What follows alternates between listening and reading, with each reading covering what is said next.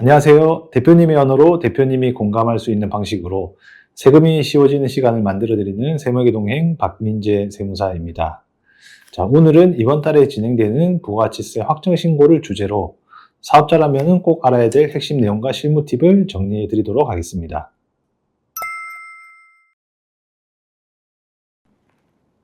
네, 부가가치세를 아주 쉽게 설명드리도록 하겠습니다. 부가가치세는 상품을 팔거나 서비스를 제공할 때 가정에서 새로 만들어지는 가치, 즉 부가가치에 대해서 세금이 붙는 것을 말하는데요. 과세 대상 거래의 경우에는 상품이나 서비스 가격에 부가가치세 10%가 포함돼서 소비자에게 청구됩니다. 그럼 이 세금은 최종적으로 소비자가 부담을 하는 게 되겠죠. 사업자는 이 부가가치세를 최종 소비자에게 받아서 잠시 보관하고 있다가 신고 기한에 소비자를 대신해서 국가에 납부하는 역할을 하게 됩니다. 즉 부가세는 사업자의 돈이 아닌 것이 되는 것이죠. 사업자인 내가 11,000원짜리 물건을 팔았다면 1,000원은 내 수익이 아니라 나라에 줄 돈을 대신 받은 겁니다. 반대로 내가 물건을 살 때 낸 부가세가 있다면 나중에 돌려받거나 세금에서 공제할 수가 있죠. 따라서 과세 대상 사업자는 거래 시 부가가치세를 함께 받아야 하고 부가세를 받지 않고 거래하는 것은 원칙적으로 올바른 방식이 아닙니다. 네, 이번 1월 신고는 면세사업자를 제외한 모든 사업자가 신고 대상이 됩니다. 부가가치세는 6월을 과세기간으로 해서 확정신고와 납부를 하게 되고 각 과세기간을 다시 3개월로 나눠서 중간에 예정신고나 예정고지를 두고 있습니다. 일반적인 경우 법인사업자는 1년에 4회, 개인사업자는 2회 신고하게 됩니다. 간이과세자는 1년을 과세기간으로 하여 신고하고 납부하게 되는데요. 만약 해당 과세기간에 매출이 0원이라 하더라도 신고는 반드시 해야 합니다. 그래야 나중에 매입세 환급이나 사업실적 증명이 가능하기 때문이죠. 네, 부가세 신고를 앞둔 사업주분들께 세무사 입장으로서 꼭 전하고 싶은 핵심 팁을 정리해 드리겠습니다. 신고 직전에 사업자분들이 가장 많이 놓치는 부분 위주로 짚어드리도록 하겠습니다.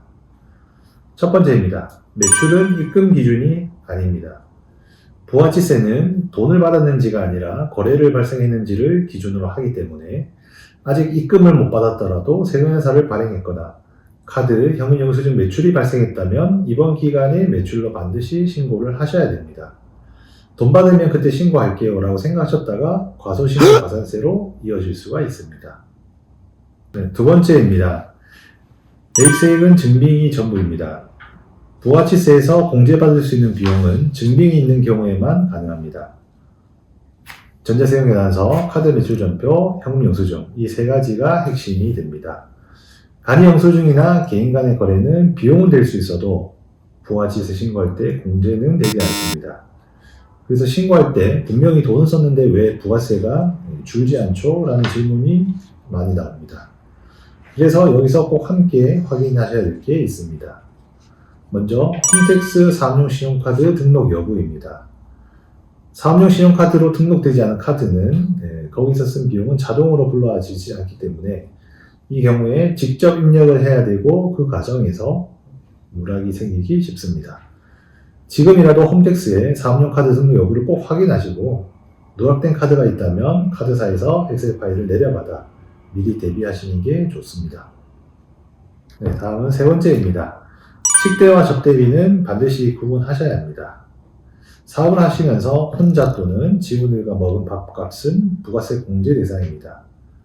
하지만 거래처를 접대하며 사용한 비용, 즉 접대비는 부가세 공제 대상이 아닙니다. 그래서 이걸 구분하지 않고 나중에 가산세로 부과되는 경우가 종종 있습니다. 네, 다음은 네 번째입니다. 차량 비용은 무조건 공제되는 것이 아닙니다. 차량 비용은 참 오해가 많은데요. 최근 전기차 할인 이슈로 관련해서 저희 사무실에도 문의가 참 많이 들었습니다. 결론적으로 말씀드리면 부가세 공제가 가능한 차량은 9인승 이상의 승합차, 그리고 경차, 화물차 이 세 가지뿐입니다. 일반 승용차와 세단에 사용한 기름값이나 수리비, 그리고 보험료는 부가세 공제가 되지 않습니다. 이 부분을 꼭 명확하게 알고 계셔야 합니다. 네, 그리고 다섯 번째입니다. 음식점업을 하신다고 하시면 의제 매입세 공제를 꼭 확인하십시오. 음식점업을 하시는 분들은 의제 매입세 공제를 꼭 챙기셔야 합니다. 면세 농산물, 예를 들면 고기나 채소를 구입해서 과세 대상인 음식으로 판매하는 경우 구입 금액의 일정 비율을 세금에서 공제를 해주는 제도입니다. 이때도 핵심은 증빙 자료인 계산서나 현금 영수증을 잘 챙겼는지입니다. 특히 음식점의 경우에는 현금 매출 누락, 재료 매입 누락이 동시에 발생하는 경우가 많기 때문에 꼭 주의하셔야 합니다. 그리고 마지막으로 적자여도 부가세는 나올 수 있습니다.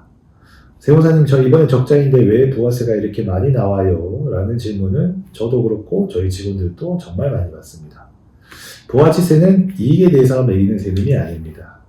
인건비라든지 경조사비, 그리고 또 간이가세자로부터 임차한 월세처럼 부가세가 없는 지출이 많고 또 매입세 공제가 제한적인 비용이 많다면 적자여도 부가세는 나올 수 있습니다.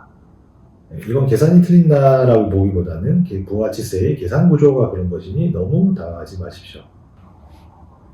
부가세 신고의 핵심은 딱 두 가지입니다. 누락 없는 증빙 수집과 기한 내 신고입니다.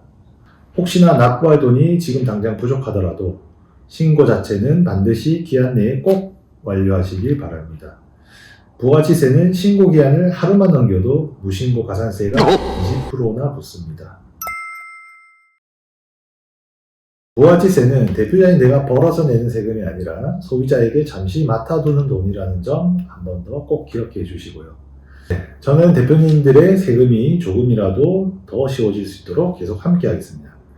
오늘 내용이 도움이 되셨다면 구독과 좋아요 부탁드리겠습니다. 감사합니다.